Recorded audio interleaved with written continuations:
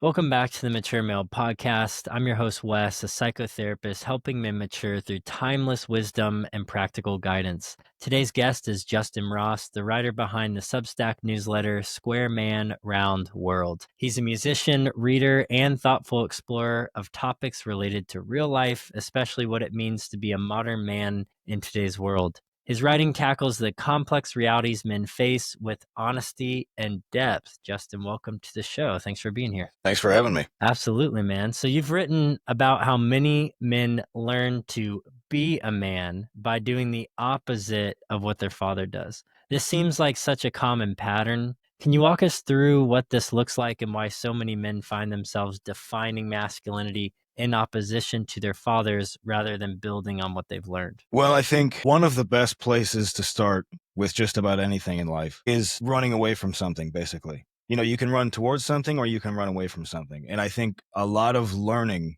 comes from running away from something at first, whether that's how you want your life to be, you know, maybe compared to your parents or your friends or whoever. Or it could be something like, who do I want to be as a man? Or, you know, how do I want my business to run? So I think that's the easiest place for a lot of young men to start is, you know, do I want to be like my father or not? And so I wrote a piece last year where I was talking about getting sober. I got sober 12 years ago, which I guess maybe you didn't know that about me. But so when you're getting sober, basically what you're doing is running away from a bunch of behaviors. You know, you're making a list of all the behaviors that are keeping you sick and you're running away from them. So like if you're looking at your own father and you're thinking there's pieces of him that you don't want. There's parts of him that you don't want to be. Then you start running away from those and you start making decisions about who you want to be that way. Sorry, I'm really not explaining myself well. That's okay. I mean, if you're open to it, what I'll touch on here, I think this is a complex dynamic from a psychotherapy or let's say trauma-informed lens specifically, because whenever you grow up as a kid, however your parents show you love, whether or not it's actual love, you interpret it as love. So when it comes to understanding the parts of you that you don't want to emulate that your father did, it's a mixed bag because on one hand, you're a grown adult. You're thinking, I won't do this. I'm going to do the opposite. And yet I find many men humbly admit that they're just like their father in so many ways because that imprint is so strong on us. And that same imprint that keeps us from not being like our fathers, ironically, is the very imprint that keeps us being exactly like them. Right. Well, and it's what you just said makes so much sense to me because I have learned totally by accident so many of the behaviors that my father showed us growing up. And, you know, this is a public podcast, but I can be honest. It's most of his behaviors I didn't like. You know, they were bad. They were bad for us. They were bad for me. They were bad for the family in general. And as hard as I've tried to pretend that I'm not like him, I am, you know, because I learned all those behaviors. That's what I learned. And so I spend all of my time basically, you know, consciously trying not to do those things, whether it's, you know, it's anger or it's judgment or it's trying to have the answers to everything. You know, that's the first place I go because that's what I saw. But I have to try not to be like that. And I think, you know, I wrote that piece, I think it was last year, about the paradox of fatherhood, where it's so much of what I've seen in my life would suggest that a lot of a son's greatest strengths or even a daughter's greatest strengths comes from what was missing in their own fathers. You know, like you and I both know that some of the most admirable or interesting or exciting men or the men who accomplish the most are men who had bad relationships with their fathers or their fathers didn't do much for them or encourage them or give them any love or, you know, their love was conditional, stuff like that. And it pushes them to basically be everything that he's not. And so I guess the question I was asking in that paradox of fatherhood piece was, this is a really deep, kind of wet philosophical question that's not really all that practical, but it's interesting nonetheless. Like, would you actually be doing your son or daughter a favor if you weren't a very encouraging parent? Because then you force them to make up for that with their own, you know what I mean? With their own personality, and you force them to run from you. So it begs the question, are your kids better off if you're hard on them? Or are you supposed to take everything you've learned and just love them? You know, it's actually a really difficult question. Yeah, I I mean, do agree. and of course I'm knowing what I know about relationships and families and kids and fatherhood and being through what I've been through or having been through what I've been through. I want to just love my kids. But that question's always going to be there in the back of my mind. Like, would my kids be better off if I was a jerk, basically? I wonder if it would be helpful to offer a non-dual framework, which is, what if the negative or maladaptive behaviors that a father or parent instills on their kid is beneficial in as far as we know it's natural. It's baked into the process. No one goes unscathed and no one has a perfect parent. And what we do know is if your parent is seemingly perfect, it creates a terrible perpetual perfectionism, as I like to call it, in the child to feel like they could never live up to just how amazing their parent was. Now, unfortunately, that's not most people. Most people would say, yeah, they were shitty in some way and, there was an issue. I agree with the notion that not doing it right, I think, does two things. One, it brings the child into reality to let them know the world isn't right to a degree. And they're going to be around people that suck and do bad things, hopefully not as bad or hopefully worse than what your parent would do, right? Your parent should be ideally the safest, most secure and trustworthy initial relationship in your life, right? But helping prepare them. So an example would be, not if you get it wrong, but do you get it wrong and then apologize? Do you frame why you did it wrong and tell your kid that? So I would say that that's kind of how I see it in that way. I still think there's the need for the affirmative, positive, or let's say virtuous, not necessarily positive because it's not like a moral concept, to instill the loving care in the healthiest way possible as the foundation. But then, as far as the conditioning, when you screw up, admit that that's just a part of the process. And I say all this because I grew up in a family where my mom, at least, had trouble admitting that she's wrong. I Right. grew up in the South, so there's this kind of nice person syndrome. And it's just all fluff and looking like this certain way. And unfortunately, I internalized that, realized I never joked. I took everything too serious, over personalized things. When I made a mistake, toxic shame, because oh my god, I cannot believe I would do that, right? So there's all these layers that came from not healthily integrating the, let's say, shadow side that the parent exudes to a child. Right. Yeah, that makes sense. Yeah. So let's circle back to something you mentioned at the beginning of the podcast, which was that most of us learn by either running to or running from our problems. I'm curious if you can unpack the running away, because I think understandably, we as society mostly see that as a negative, less than ideal path to the truth. But my experience deeply resonates with what you're saying, which I think you have to do it wrong before you do it right. But yeah, what brought you to that realization, and yeah, tell me more. Well, so what's a simple example? I think I always think of how my mother, she's always told us how from the time she was maybe 10 or something, she knew she wanted to be a nurse. She had the dream. She had the thing on the horizon she wanted to run towards. And I think, unfortunately, not everybody's lucky enough to have that. So I think part of growing up is just trying a bunch of different things and seeing what you don't want to do. And so that, of course, that ties into what we were just saying about being a father or being a son, growing up as a man, deciding who do I want to be as a man? Well, I don't want to be dishonest. Well, I don't want to be mean, and so then the obvious conclusion is, well, I need to try harder to be nice. Or if you had a job one time where your boss was micromanaging you and it bothered the hell out of you, you say, well, when I start my company, I'm gonna not micromanage. It's so you're running away from what doesn't work for you in your own experience. And so I think, and that's another really important thing that I think I wish I would have internalized earlier in my life. I didn't really start trying interesting things until maybe 5 years ago, when suddenly I started reading a bunch of books and I started, I had a dream to trade stocks. So I tried it. I quit my job and tried it. Of course, I lost all my money and failed miserably because it's really, really hard. But it taught me a lot of things, and it showed me what I can and can't do with my life and what does and doesn't work for me and my strengths and weaknesses. And so ever since then, I guess I'm kind of obsessed with just trying things so I can cross things off my list. Like, this doesn't work for me. I don't like this. This didn't work for me. This doesn't work in this kind of relationship. And I think you can apply that to just about anything in life. And so then it helps you refine like a sense of direction. Like, where are you aiming? You know what I mean?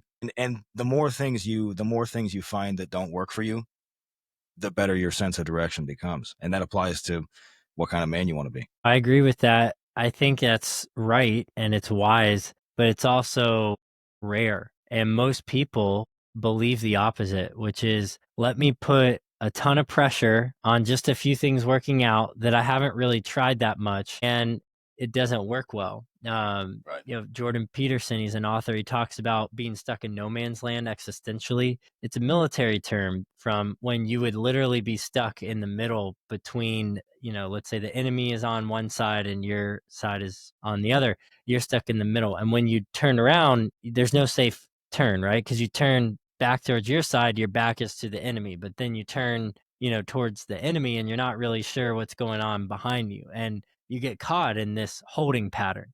And he says, to take a step or two, it's not that the step or two is the actual final path. But now that you've taken a step or two, you're going somewhere so you can know where not to go. And even though those are tiny steps that in the moment don't feel that important, they're monumental. And how many of us are just frozen in existential fear because we're going to get it wrong and we don't know where the hell we're going? Well, when you start to take small steps, what you're not doing is probably finding exactly what's right immediately. You're probably not finding your ultimate sense of direction immediately. What you are doing is gathering information. So it's like, and that's why another really important thing I think for young men is to have lots of different kinds of role models.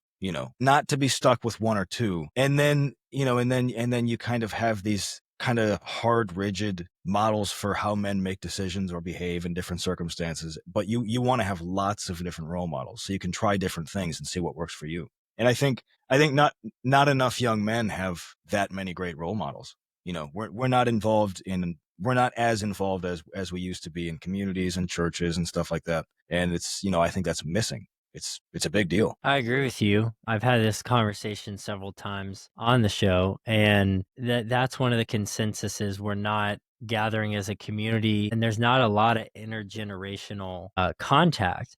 The other thing that was interesting, I had a guest position, is that the westernized rite of passage was done through the agrarian or blue collar work. Because Right. historically, your son would be right beside you as your intern, and he's watching how you fix the car or the machine or how you fish or how you plow the land. And we just don't have many touch points with other guys to learn how to do stuff. And then therefore, you don't know what kind of guy in a sense you want to be like because you don't Right. see any examples of things. And Well, then and you're shooting in the dark. yeah, and I kind of following on to what you were just saying, I remember, like my grandfather, he knew a lot about a lot, like there's men that I've seen growing up who they could change the oil and they could show you how. They could put up a new cabinet. They could fix something on the car. They could build something out of lumber. They could fix things around the house. But then they also knew how to do things like put wisdom in their relationships and treat people well and stuff like that. Basically like being handy, being an all-around well-rounded man.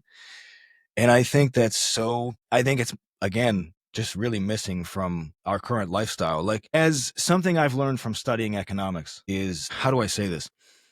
As society moves forward and as capitalism basically lasts longer and goes, up and to the right, people become more specialized.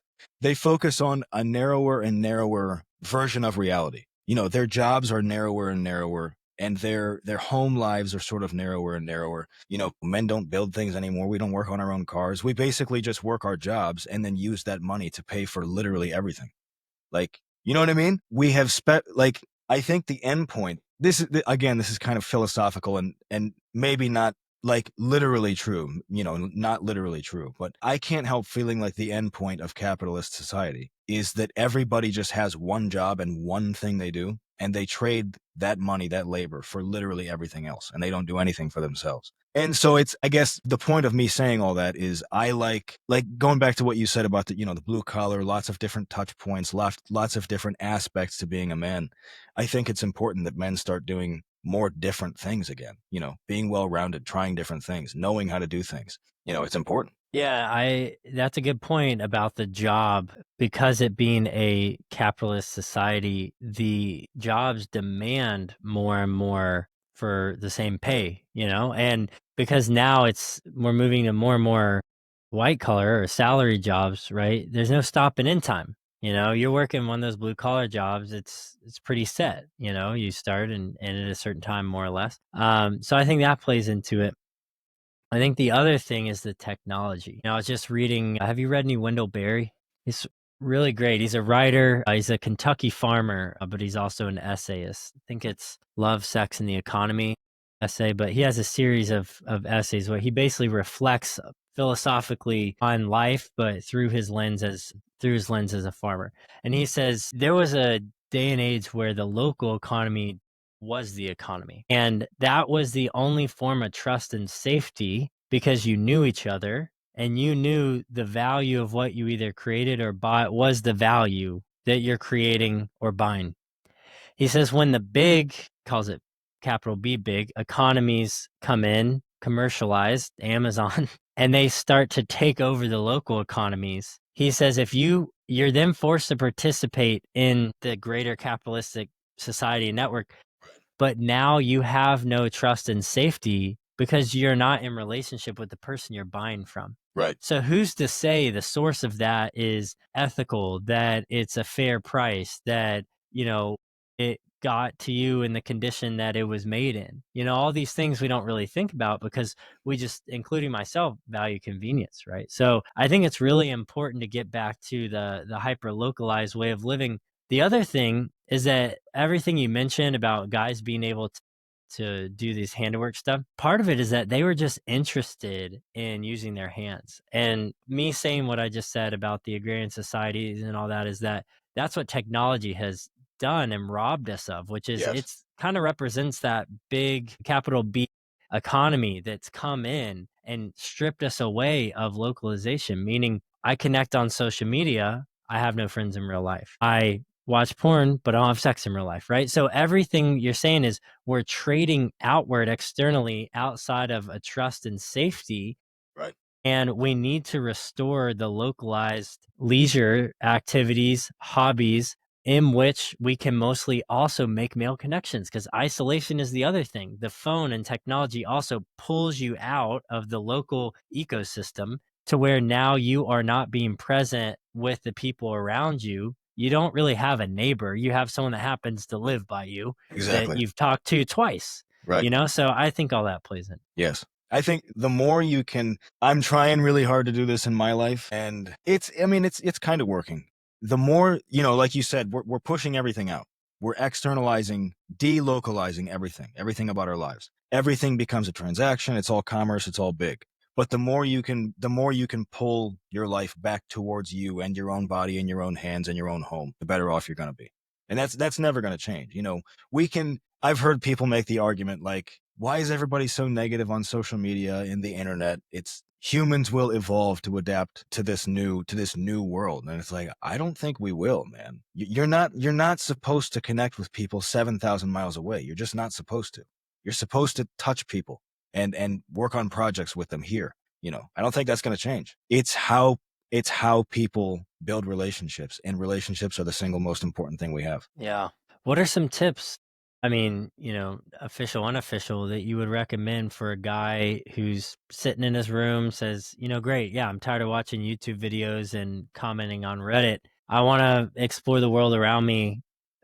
Curious, any thoughts on how one may start to find the world amongst them? This is so funny coming from me because I have been that guy for a long time. I've basically lived in my apartment, being an introvert and just reading books and stuff for like 10 years. It kind of makes me ashamed of myself, but I've made more effort to get out and do things like, go to the coffee shop. It sounds so stupid. It sounds so cheesy, but like go to the coffee shop and just say hello to people. You don't even have to start a conversation, just say hello. And eventually someone is going to start a conversation, or you're going to like somebody's t-shirt. And then, before you know it, you're sitting down talking to them, having a cup of coffee, and you're learning about their uncle who does construction and you need something done on your house right now. Or, you know what I mean? It's just little things like that. Or, again, as silly as it sounds, like go take a dance class. I met a woman recently for the first time in a long time. I'm dating again. And I met a woman recently and we went to a dance class. And we had a great time, like talking to people, dancing with different partners. It was fun.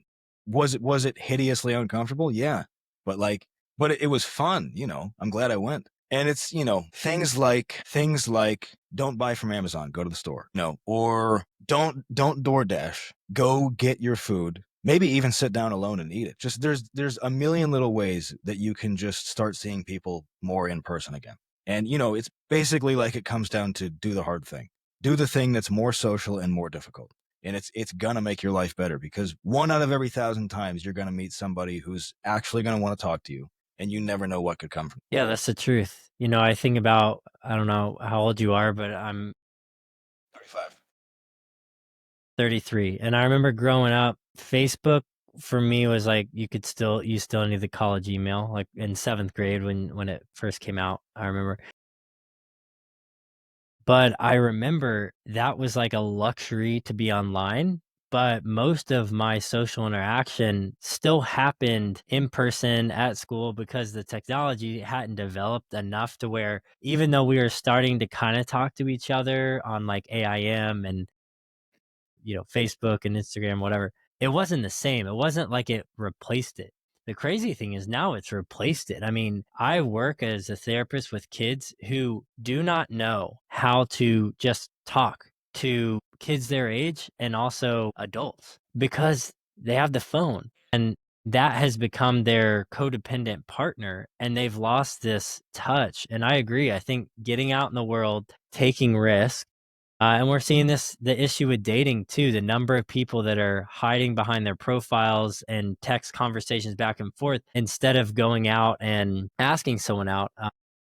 Scott Galloway, I don't know if you know his work, Yeah. Prof G, but he has a kind of funny thing where he goes, all these self-help guys are talking about, quitting drinking is, of course, if you struggle with it, obviously like get the help you need. But he's like, actually, I think more people should go out and drink and socialize. He's like, no one's like taking risks. No one's asking each other out in person. He's like, everyone's hiding behind their phones in their house. So I do agree. I think at a baseline, it does sound simple and cheesy, but it's actually so radical. Get up, Right. leave your house, take your phone if you need directions. But other than that, put it down and just start to talk to people and see what the world has to show you. I think when you were talking just now, I was reminded of I think, who was it? There's a few stand-up comedians I really, really like. I think it was a Louis C.K. bit where he was like, people are no longer, you know, socializing each other in the real world, even kids at school, because they're just it's between every class they're just on their phones or whatever. But like they're no longer kind of bumping up against the guardrails to figure out like what's too much, what's too nice, what's too mean, and socializing themselves properly. Like like it's we no longer, so many men no longer know how to talk to women. I mean, and it's you have to take those risks in person. It was so anyway. So Louis C.K.'s comedy bit was, we've replaced those relationships with the phone, where people can log onto an internet site and make a mean comment because they don't have to look someone in the eyes after they say it. And he's like, if a little kid is growing up and he's mean to somebody, he'll be like, ooh, I didn't like the way that made me feel. Now the person's sad and they looked like they were like, I hurt their feelings. Like I made their day worse, basically. But when you're on Reddit, you say the meanest thing you can just to sound clever and have fun. And his point was, then at that point the kid's like, ooh, that felt good. I want to do that again. Just to be mean to somebody. And it's just it's ruining our ability to communicate with each other. Yeah. And I think too, it creates a sense of narcissism because you think that you are entitled to say what you want with no repercussions. And it's not courageous, it's cowardly Well, to say that kind of stuff. yes, and it's also, I don't want to. I certainly don't want to start having a conversation about politics, but that's another huge thing that's wrong with our political atmosphere. I guess is people. We now have the first generation of young voting adults who grew up basically entirely online. That's never happened before, ever, and they have grown up in an environment where it makes sense to them to have extreme opinions. You get rewarded for that. You get more points and upvotes and likes and shares. Your friends all come in to school the next day and say, "Oh, that comment was hilarious. You owned that guy." But but then they go to political rallies or talk to each other in real life, and they have those same extreme opinions, and it's like, that's just not helpful. Like, real politics doesn't work with extreme opinions. That's just not real life. You have to learn how to cooperate.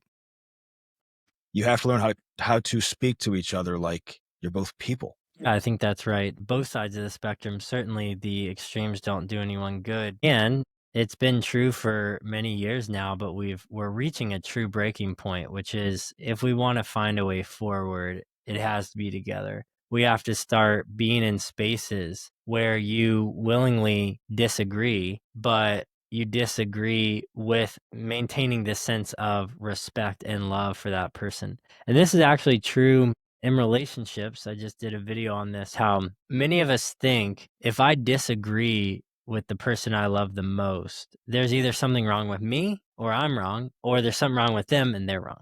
But actually, it's natural that you disagree because you're just two different people. Even if you grew up in the Yeah. same town and you had similar upbringings and parents and all that, doesn't matter. You're still two different people. The point is that you feel confident enough to express it. So that's where it's not good to suppress it or not share it, to not take up the space you're meant to in the world. And I think we're having an issue with that because it's so extreme. It's either, someone feels like they can say whatever they want and they'll garner respect and attention and that it'll just fly, or people are like scared to death to share something because they're going to get judged, they're going to get outed. This common example here is that guys in earnest are going or like would try to ask a girl out in public and she'll film it and then make fun of him and say, "Oh, how sad it was that he tried to look at him do that." Right. And so we're kind of, especially a lot of men deal and because society has had this real, I don't know, subtle disdain for men. And I'm not taking that to the extreme and the whole like red pill kind of shit. I just mean a general sense of men are not supported as that species, and so a lot of men are scared to speak up. Now, It, the issue is when they speak up, instead of healthily expressing that and then realizing their limits, meaning they come into contact with someone who has a deeper truth than them or, has a point that they need to bow to as being worthy to, the ego kicks in and then they say, well, you can't tell me I'm wrong. Now that I have a voice, I am the voice. And then it goes too far. So I think the only way to combat that is for us to get into spaces with people we disagree with purposefully, but for the sake of seeking out truth together in a way where we have the humility to say, I don't know it all. I barely know anything. yes. And my ability to say something while subjecting it to your voice or whoever else says something, I think is the way to lead us forward in a way where we all become more conscious and aware beings. Totally agree. Yeah. Yeah. So speaking of speaking your mind and being rejected, we've talked about how sons or kids don't want to grow up to be like their fathers, so they do the opposite. You have a really interesting take on how to be a good father when you understand that part of your son growing up is rejecting you as a father. How do fathers navigate this natural development? I'm going to guess it happens in middle school, sometime as a kid, while still providing guidance and connection. I should put an asterisk right here and say, first of all, I'm not a father, so I'm speaking purely from theory. But I guess the follow up to that is, but I'm also speaking from experience. I've spent my whole life watching relationships very carefully because they interest me. I mean, the first thing you have to understand is everybody, you know, like I said, it's every kid rejects their father, and every girl rejects their mother too. I think the only, well, I was gonna say the only relationship that doesn't seem to be laced with rejection during the teenage years is a son to his mother. But you know what? That's not true because they kind of reject their mothers too. But anyway, it's first of all you have to realize it's gonna happen, and you have to, I think, give your kid the independence to disagree with you and to go their own way while still understanding that you have responsibilities as a parent, I guess. I mean, it's one thing for your kid to disagree with you and to handle things a different way than you would, but it's another for them to do something that's actively harmful to themselves, you know what I mean? Like if you're the kind of father who wants to know what kind of friends his son has and you don't like his friends, if they're bad enough, you should probably say you can't hang out with them. But if it's not quite that bad, you have to let him. You have to let him make his own mistakes. You have to let him learn for himself. I mean, does that make sense? You know what I mean? Yeah, I guess what you're saying is it's never an outright or ultimatum in the rejection or acceptance. It's a threshold that you need to discern and look out for within the relationship to say, is this a time where I put my foot down in a way that looks out for my kid out of protection?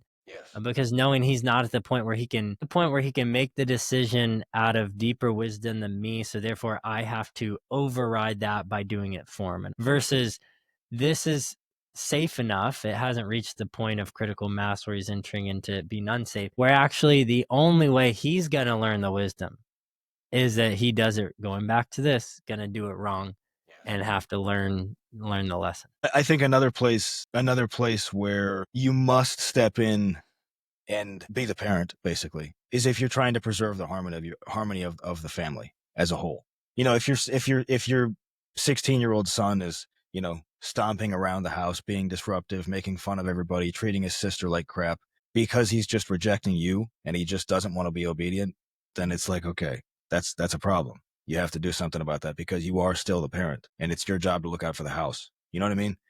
But as far as a son simply rejecting his own father's principles or logic or wisdom, you kind of have to let that go because he's going to. Yeah. I mean, do you find that you rejected anything you're now coming around to accepting, or do you find there's some permanence to the rejection? That's an interesting question. Most of what I've learned about being a man, including the things I've rejected, are pretty solid. But one thing that comes to mind immediately was there's something that my father always told us growing up, which is show me your friends, I'll show you your future. And I always hated that because I wanted to be friends with who I wanted to be friends with, and which was usually, you know, the bad guys. You know, I was friends with not very good kids because I was not a very good kid. But he was right. You know, he was right. The people you surround yourself with are your future. And that is the number one lesson I've learned from my father. I mean, you know, there's loads of other things about him that I've rejected. In fact, most of it. But that one stuck with me. Yeah, that's the best example I can think of.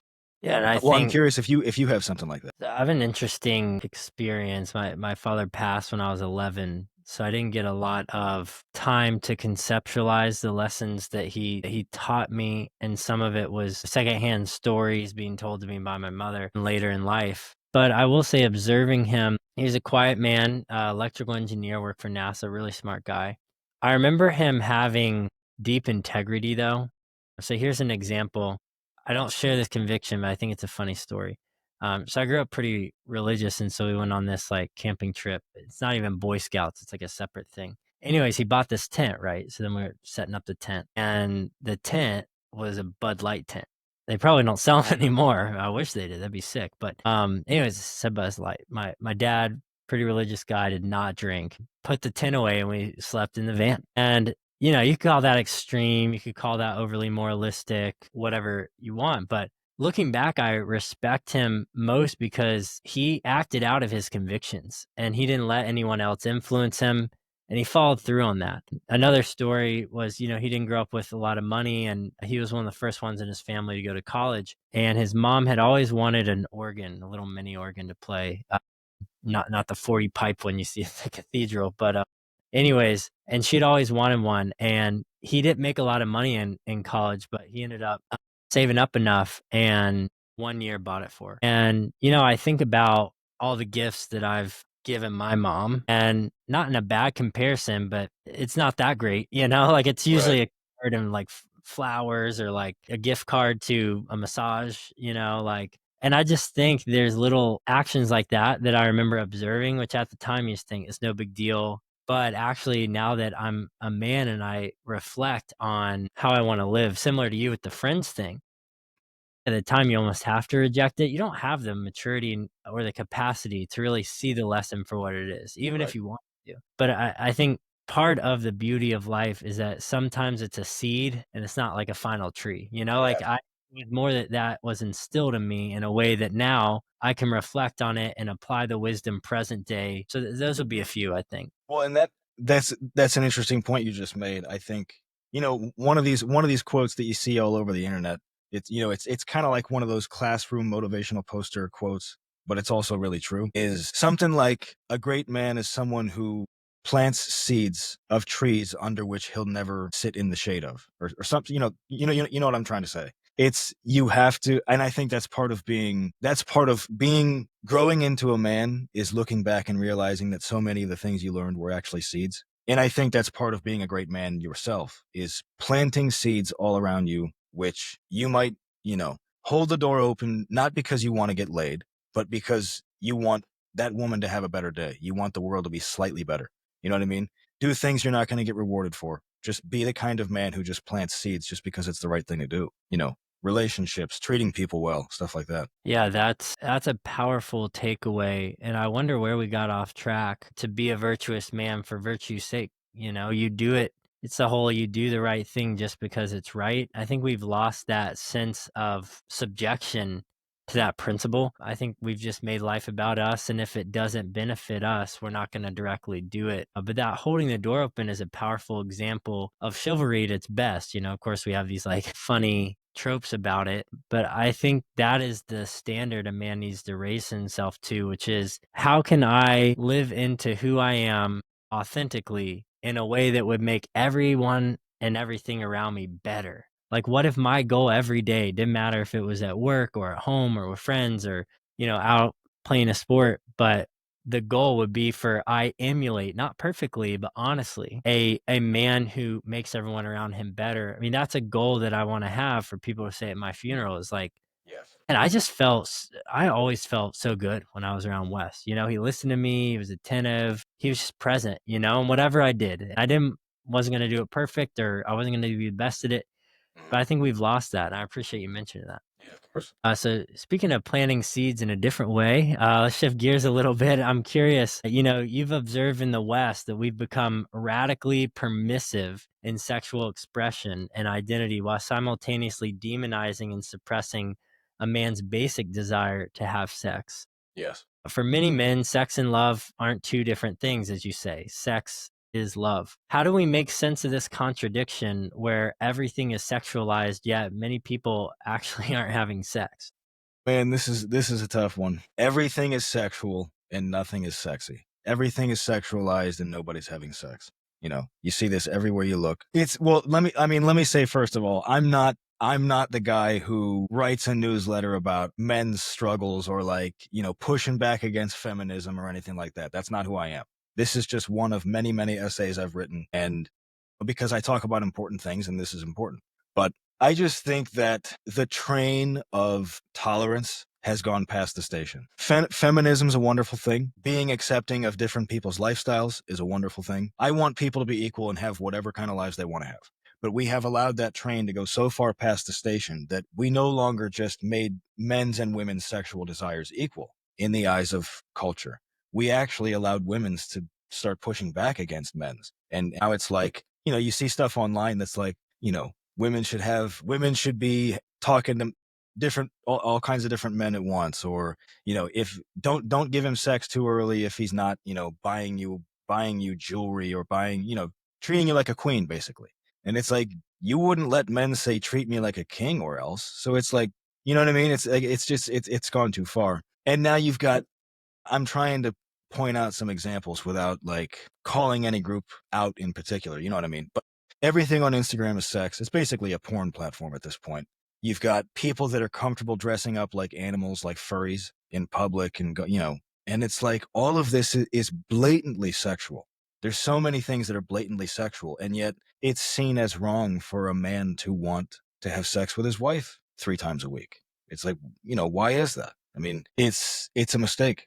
It's a mistake to act like men are wrong for wanting to have sex. Because, like you were going over some notes about things that I had mentioned a minute ago. I think that what people need to understand about men, including men about themselves, is sex is not merely an expression of love. Sex is love to a man. And what else is love to a man is feeding him, giving him food, making food for him. And that's a stereotype for a reason. People don't say it for 2,000 years if it isn't true. If you feed a man and let him have sex and be happy about it, he will be happy. And it's a mistake to forget that. Like when I wrote that piece about men and sex, I got, first of all, the feedback was overwhelmingly positive. It was by far the most successful piece I've ever written on Substack. And I mean, of course I got some negative comments, because of course I did, because it's a controversial topic, and because, the internet's just a really negative place. But so many, I will never forget some of the positive comments I got on that piece were like, loving and like eye-opening and touching. People were like, this essay has changed my relationship. I talked to my husband about it. Now I understand him better. Or, the thing that I noticed more than anything else was all of the most positive comments I got were not even from men. Guess who they were from? They were from women over the age of like 45. All of them. All of the most positive comments, because they kept saying things like, once I learned this, my relationship was magical. Or like, my husband and I have been married happily for 35 years and I always keep this in mind and he's a happy guy. And they were such positive comments. And it's like, well, no wonder, these women are so happy and their comments are so positive because they get it. They get it. And it's, my point isn't that women don't want sex too, because of course they do. There are some women who are even hornier than men are, and that's great. That's cool.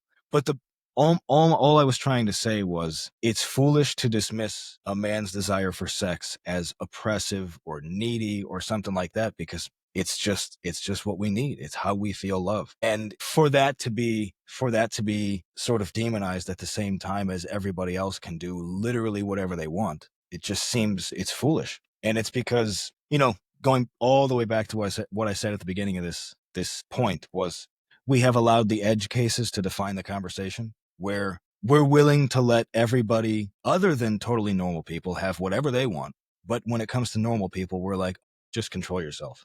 It's like, come on, come on, man. You must never let the edge cases define the conversation. That's well said. I'm glad you mentioned that framework. I agree with that. And I think the lie in there, using again the dualistic, non-dualistic framework, is that, Mhm. well, if I give a man what he wants, that's just feeding the patriarchy. And it's like, okay, no one ever said you shouldn't get what you want. The issue is when any one party controls and demands the sole ownership of desire and that desire being met, then that is not relationship. That's tyranny and that's dictatorship. And it's important that we see it as, how do I understand what my partner needs, in this case, heteronormative relationships of the opposite sex, in a way where they would actually be pleased if I gave it to them.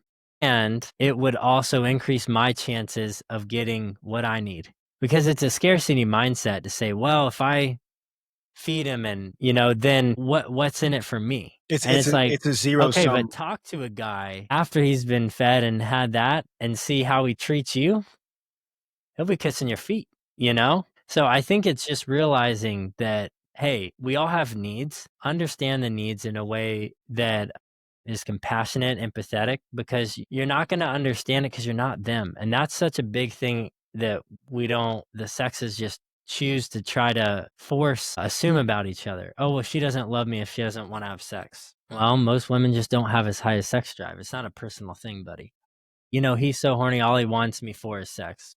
No, it's just biologically baked into the mix, And when you just kind of see things as they are and you desire to understand, and then you compromise, there's going to be moments where you're hungry and you're horny, and that can't be satiated in the moment. Yeah, good. Have self control, because you shouldn't get anything when you want it as you want it right away, right? They're going back to the convenience thing. Yet, it's important to have a trust with your person that your needs can be met. And I think that's why many relationships are broken, especially sexually, is that there's not a trust of trying to meet each other's needs in a way where they believe they will actually be met. Right. It's yeah.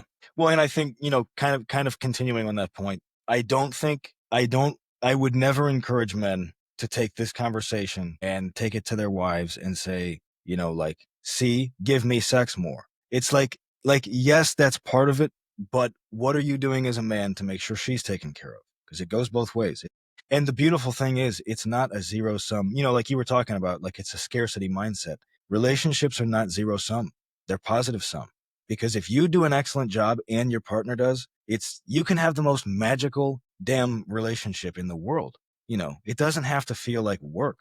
I mean, it is work, but if you go out of your way to both take care of each other's needs, you can have a magical relationship. It's amazing. It's amazing what you can have. And I also, forgive me for throwing in another caveat. I'm also not saying that women's job is purely sex and cooking. That's not what I'm saying. All I'm saying is, if men want to be good men and women want to be good women, you have to pay attention to the most basic, laughable needs your partner has, because they're going to be the same the entire time you're with them, forever. Yeah, and the last piece about everything being sexualized, then we can maybe move into this last point, is in the 48 Laws of Power by Robert Greene, he talks about the psychology of mystery. And he gives this story of the Elizabethan era, I believe in England, where one of the queens more or less was set to be married, but decided to never get married. And that was very uncommon for that day. If you were a woman, you more or less were strongly encouraged, if you wanted to have, a future, to be married, unfortunately, because the patriarchy used to have more of the power dynamic in the situation. Well, she actually flipped it on its head, and she kind of pulled a "I don't need no man" card. So what she would do is she would still court men, but she would court them and then let them go. And it would drive them nuts, because they would be so close, they'd fall head over heels, and there was kings and princes coming from all other lands to gift her and shower her, and she would entertain them for a bit. And then when it would be the point of serious commitment, she was like, "No, I'm fine, independent. I don't need you." And he talks about how she had the longest rule that any queen ever has in the English Empire era, whatever you want to call it. And he says it's because of this psychology of, when you maintain the mystery of who you are as a person and you don't just expose yourself to everything, the demand for who you are goes through the roof, because everyone wants a piece of you, but no one can afford you in the sense of exposure and connection. And I think with the overly sexualization culture we live in, is there's no value for sex on a baseline, because if you hold out past the first date, you're a prude. And it's just normal for everyone to look at porn, to wear bikini tops to the gym, and to walk around like they can express themselves, like you were saying, in a overly promiscuous manner. And that leads me to my last question here, which is, you've written about how porn has shifted us from giving to consuming, turning something that's meant to be creative into a product that we passively consume. Sex as a creative act is about finding and understanding new ways of connection. Can you expand on this distinction between that consumption and creativity when it comes to sexuality and intimacy? Man, I could go on. I could go on and on about this, because it's so disappointing to see what, for instance, our gyms have turned into. I mean, you go to a gym and 60% of the women have pants up their ass. And, they're wearing, yeah, like you said, they're wearing bikini tops. It's just, there's no mystery. There's nothing left to chase. It's sexual without being erotic. Like, I think erotic is a really important word in conversations like this, because what you want to build in a great relationship is not just sexiness, it's eroticism. It goes back to the whole mystery thing. You want to be a package worth unwrapping. You want to be a person worth impressing. You want to make your partner excited about you. And if you just show them everything, so this goes both ways. If a woman is showing off her body, she's going to turn off the kind of men who want to be patient and work for a good woman, which is a lot of men. I think a lot of women discount that. A lot of men are like this. They want to work for a good woman. They don't want to be given a good woman's body for free. It's not fun. But then it goes the other way too, which is like, if this is why there's a kind of a trope or a meme on the internet, is calling men simps. Like, for instance, if you watch a girl's Twitch stream, watching her play video games, and she's dressed all provocatively, whatever, and you donate her a bunch of money, people are going to call you a simp. Why is that? Because you're giving her resources without her giving you anything in return. You're providing the masculine half of the equation without the feminine half of the equation meeting you. And it's, that's kind of a good thing to keep in mind for relationships in general. Like, if you don't have to work for it, it's not worth having. And if you're giving too much, you're building a relationship that's not worth having. And so anyway, it is endlessly disappointing to me how people think that sex is something you should be having in the first couple dates. I mean, call me an archaic, backwards dinosaur. Call me what you will. But I can tell you that, in my experience, better relationships are built by people who wait, by people who feel the need to earn each other.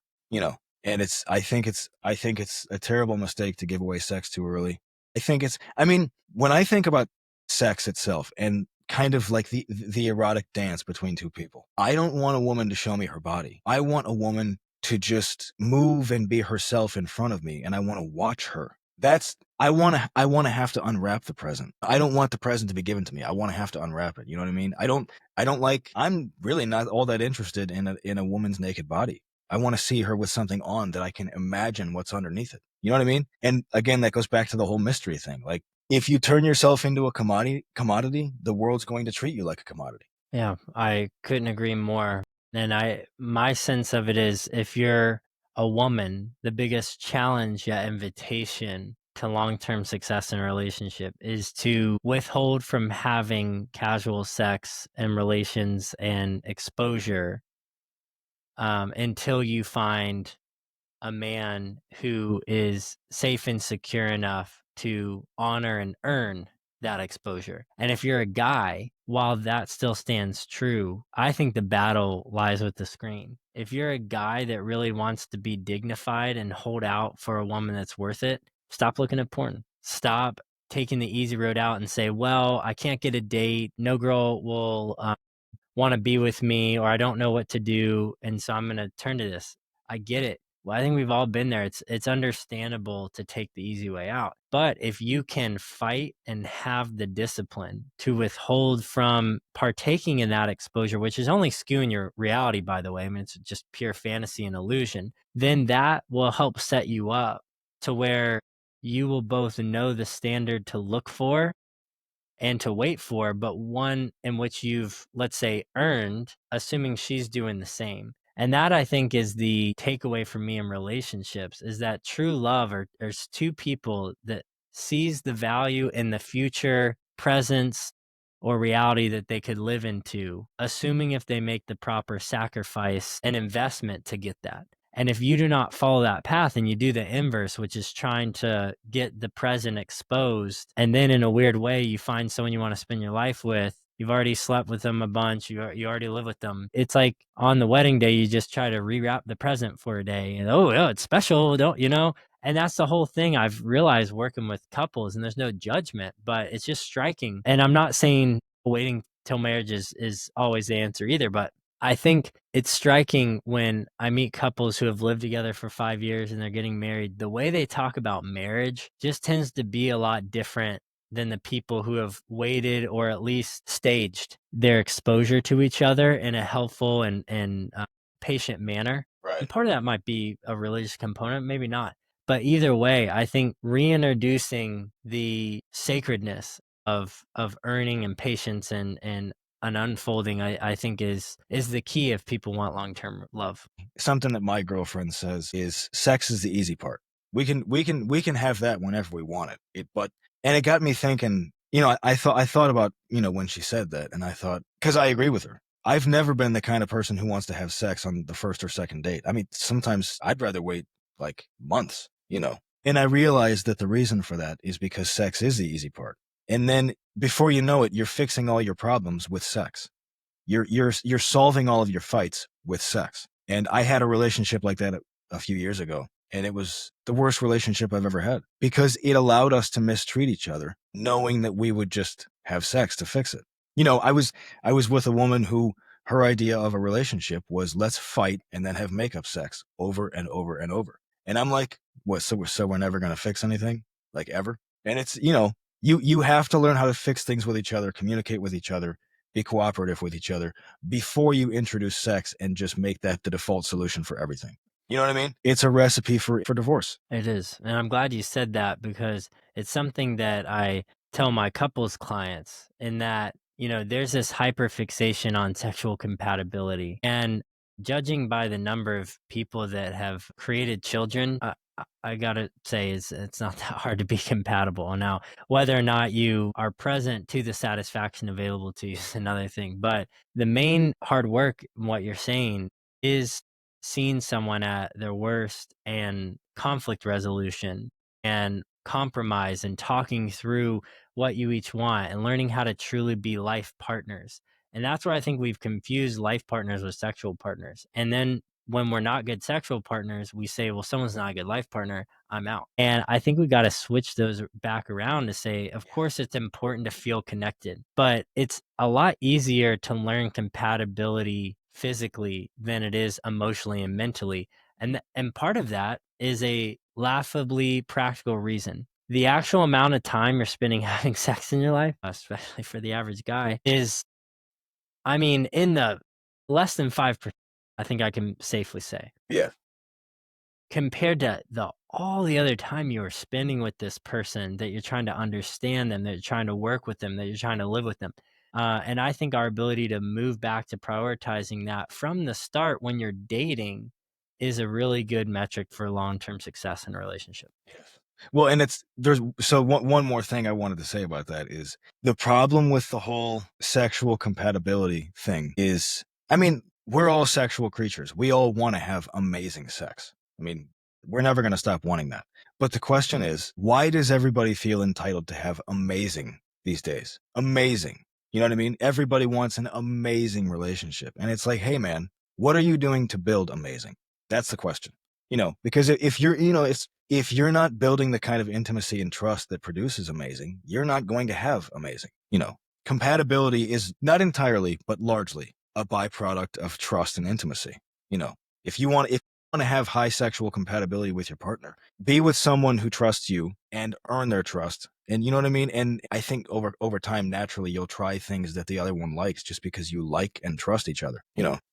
But, going back to the point of us not having interactions with each other, men and women are primarily learning about each other from the internet and not in real life. And so the expectations become illusions. And then, here's an interesting fact. There's a lady who works for Hinge, and she says 92% of girls put the height of a guy at needing to be 6 feet or taller. What percentage? 92. And the number of men who are that tall is under 50%. So she says, funny, the first thing I tell people when they want to date is literally lower your standard. Knock the height down, because there's this projection, and it makes sense biologically, right? You think, okay, tall, protection, safe, all that kind of stuff, but lower it, because what you see from the get isn't usually what you think you need or deserve. It takes time to get to know that. And stop being entitled and thinking that you deserve the world without giving someone your world and earning it, and going back and forth of learning each other and going through the necessary sacrifice that requires on an investment level for a good relationship. And just, I think both genders in their own mistakes are wrongly expecting so much, like you said, amazing. Everything has, oh, she has to look like this. She has to do this, right? Oh, he has to earn this much. He has to be able to do that. And the reality is we're all a lot less us. I mean, the truth is we overshoot and project who we are as these amazing humans. In reality, we're not. And that's not a shame take. That's just a real take. And the more we can be humble to say, I'm a person, but I'm not like that great. And that's okay. That's like a normal thing. So how can I find someone else who's also normal? But then here's the kicker. It's two normal people creating an amazing life. It's not two amazing people having to live a normal life. And I think if we can switch that way of thinking, people would be a lot better off. 100% agree. I think what you just said is something that I have said to people in different ways, with varying degrees of harshness, because it's kind of a harsh thing to say. Is, on average, you are an average person. So like, if so many of our cultural ills could be fixed if we got more 6 out of 10s to admit that they're 6 out of 10s. You know what I mean? Like, I am not a 10 out of 10, and I do not expect a 10 out of 10 woman. I mean, it's just not reasonable. It's not reasonable. So I think, like you said, two normal people building an amazing relationship is a much better goal. Much better. I like that you said that. And for what it's worth, it's not fair. But guys listening, it's okay that you're a 6 out of 10, because the data will show your likelihood of ending up with someone who's a 6 out of 10 or better is incredibly high. That we know that the demand for above passing guy is just overwhelmingly in the surplus. That, it's a real call, truly a wake-up call to the average guy to start elevating who he is to re-see standard, and to re-see average, not as complacency, but as just a genuine reflection of if being a virtuous and good and right man that lives out who he is in an authentic way that's respectable and noble and protects and provides all that kind of stuff. If that was a 6 out of 10, I mean, what kind of world will we live in, right? So I think that's the takeaway there. And Justin, I just appreciate your time today, man. You've just been so generous with your wisdom and your thoughts. And I'm curious where people can find more of your work and read more about you. Just on Substack, Square Man Round World, or you can look up my name, Justin Ross. And other than that, you pretty much won't find me on the internet. So that's about it. But yeah, I'm glad you're really good at what you're doing, and I'm glad we got to do this today. Yeah. Thank you, brother. And it's a surprise in a good way to hear you're not on the internet. It makes me a little jealous, and it just means you're in high demand over there on Substack. Yes. So keep the mystery up, man. Your writing is amazing. Love following your work. And guys, until next time. All right. Appreciate it, man. Later.